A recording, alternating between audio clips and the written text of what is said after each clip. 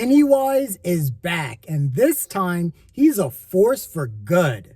But is the movie any good? Here are my immediate thoughts on The Crow.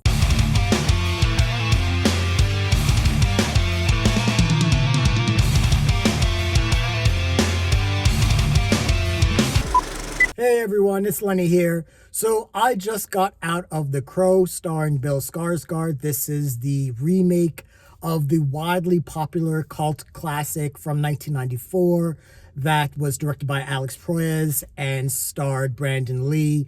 This was a major movie of my childhood when I was growing up.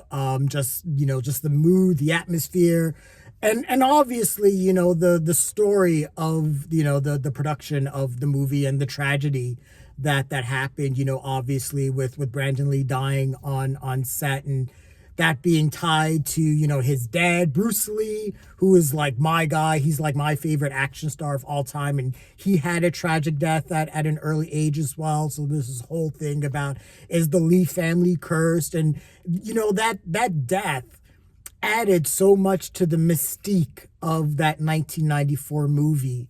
It just set it to like just a whole nother level.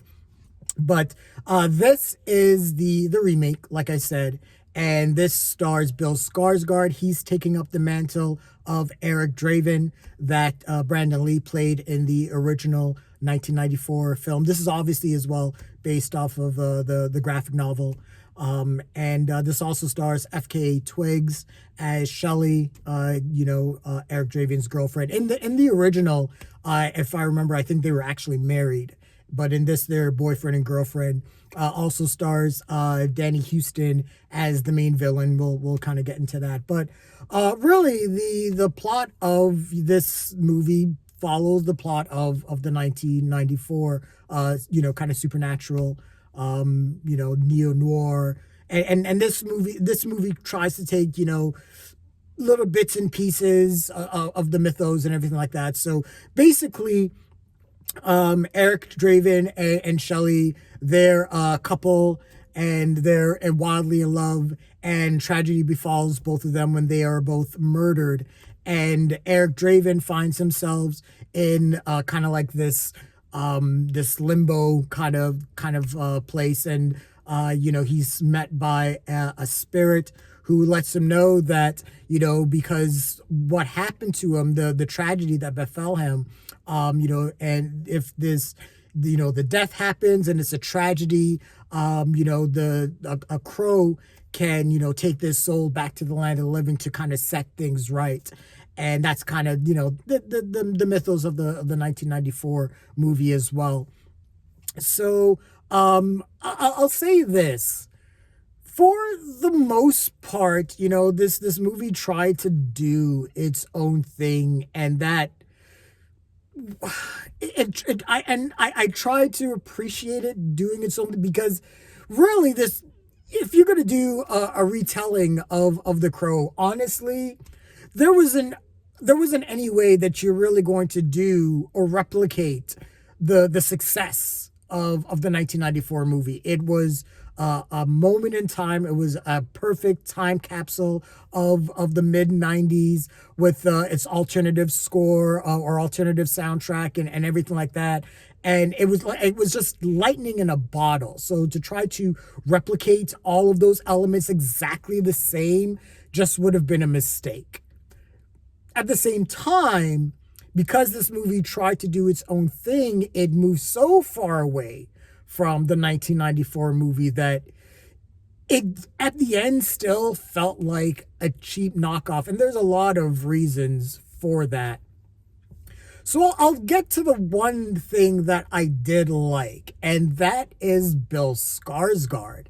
And I just think that he's just really good. He's just a really good actor. And playing Eric Draven, he plays this person that is feeling all this pain and this grief, and also, and I guess this is the one thing that I want to get into to start out with, and it is the love affair between Eric and Shelley, between Bill Skarsgard and FKA Twigs.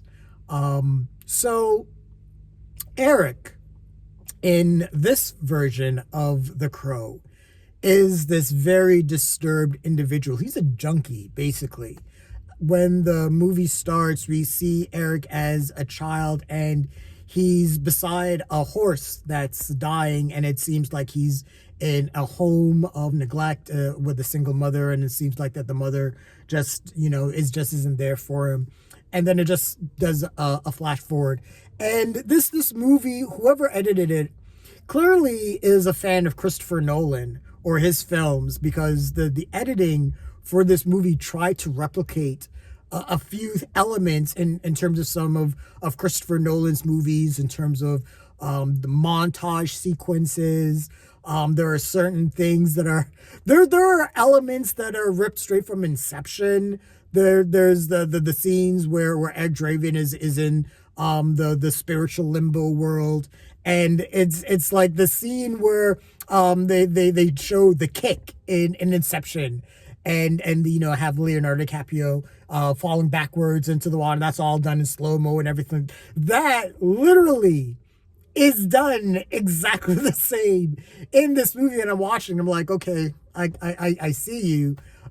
You're taking things from other better movies, and all it's doing is just reminding me of those better movies, including the 1994 Crow. So Eric and Shelley meet in this drug rehab center, and let me just say, I don't know what drug rehab center this place is, but there are a lot of problematic issues with this rehab center. For one, Eric is able to walk around with a razor blade, which no way in hell would that ever happen in any type of rehab program whatsoever, especially in this particular place that seems like it's like this weird cross of like a rehab center, Oz the HBO show, because it's almost like a prison as well, but also like One Flew Over the Cuckoo's Nest, because like the guards are dicks and assholes. Eric, when he's introduced as an adult, as Bill Skarsgard plays him, is completely being bullied and is treated terribly. And if you're in a drug rehab program, this is terrible shit to be putting people through psychologically. Like, these are people that are damaged in some way, shape, or form, and they're turning to narcotics and drugs to escape whatever pain that they have, or hatred, or whatever. And I can tell you from my own experience, that was just batshit, and I want to say wrong. It just didn't. But then, they meet in this rehab center, and then there's this whole thing where Shelley has a friend, and she was a witness to something. I'm not going to get too much into it, but there is a supernatural element. That's where Danny Huston's character comes in, and he plays this villain that it's weird, because in the 1994 film, sure, there was a supernatural element with Eric Draven's character coming back from the dead to avenge everything that happened to him and Shelley. And in this, there's an added supernatural element that ties into Danny Huston's character as the villain, and I'm not sure that it worked as well as the movie hoped that it would. I don't know if they thought that it would add maybe another element of danger, but the issue with The Crow, at least this version, is that the 1994 version already exists. So we know how this story is already going to play out. So there isn't really a sense of danger. And at the same time, I kind of liked the more grounded nature of the 1994 film with Michael Wincott as Top Dollar, the villain. Things were just a little more grounded in that, and I liked that things were kind of more in a straightforward line in that respect. In this, there's this extra supernatural element that I just felt like didn't need to be there, and at the same time, Danny Huston wants to be Vincent D'Onofrio playing the Kingpin so bad that I was expecting Charlie Cox as Daredevil to just pop out of nowhere and as a cameo, and it just didn't work as a villain. The other element that didn't work was the love element between Bill Skarsgard and FKA Twigs, between Eric and Shelley. I did not feel any chemistry between the two of them, and the script didn't help. It was one of those scripts where it was like, for one, in this movie, Eric and Shelley fell in love super fast, and it was almost like, again, as thinking about things in terms of psychology, there's a lot of trauma bonding going on, and I'm watching these guys, and I'm like, not even just the chemistry between the two of them isn't bad. I'm just like, there's just a toxic element to their relationship that I'm just like, it just, wouldn't work in the first place, I guess. When they escape at one point, the one of the bad guys gets to the rehab center, and Shelley sees, and she's like, oh my God, I got to get out of here. So Eric and Shelley are able to just easily escape this rehab center. And it's like, Eric just uses his razor blade to like cut off the ankle bracelets that they're wearing. And it's like, Eric could have just done that at any time. And I guess, what is it? He just didn't want, was he just so depressed that he just didn't feel like there's just so many holes in this movie. So now, this is, a supernatural action movie, and this plays up its R rating. This is a super violent movie. And I'm not, there's nothing wrong with that for me in terms of like violence and gore. And I say in some elements the gore was okay. And then some elements of the CGI was just like, oh man, it was just really bad. And seeing his, Eric's powers and how he regenerates. I that was one little thing that I did like about this one. It did show Eric's regenerative powers, and they did the whole thing of like, in the original, it was like, as long as, you follow the crow and the crow's around, you can't die. In this one, it was more like, oh, as long as your love is pure, you can't die. But at the same time, he still has his regenerative powers, but it's painful. Him healing is painful. And I did kind of like that little element. But, the action scenes were super violent and gory and over the top.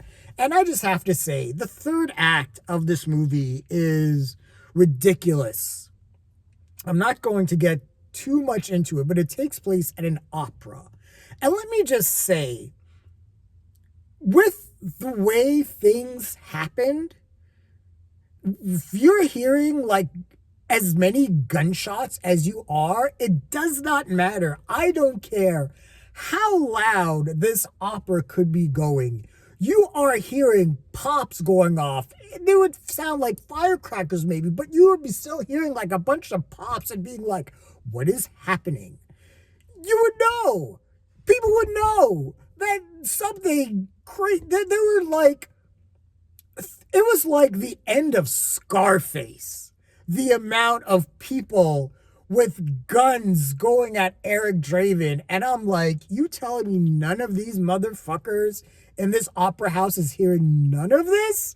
No, no, no, no, no. But yeah, so there's just so many things just wrong in terms of the construction of this movie. And I went in, I wanted to like it because I do have a lot of reverence for the 1994 movie, but I'm going to keep it real. And you could see from, my past reactions, when I did the trailer reaction for this movie, I was already like, I don't know. The trailer already was just kind of setting me off. Like, I just don't know if this is going to work. And yeah, my worst fears were realized with this movie. Bill Skarsgard is really the only decent thing, and even then his talent could not elevate this above a flop. And that is what I'm giving this movie. This just did not work. And it feels like, I mean, it is a waste of time, for one. The 1994 Crow movie already exists. And on top of all of that, you had all of those sequels.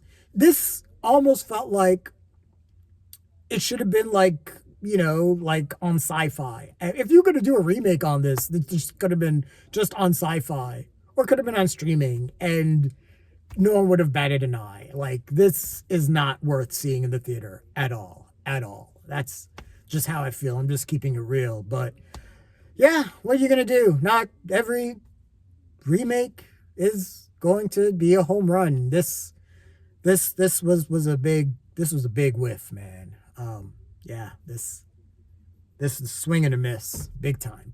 But those are my initial thoughts and feelings of the remake of The Crow. What did you guys think of the movie? Share your thoughts, leave your comments, like the video, subscribe to the channel, and don't forget to hit that bell icon so you can get notifications as well. Thanks a lot, everyone. Take care.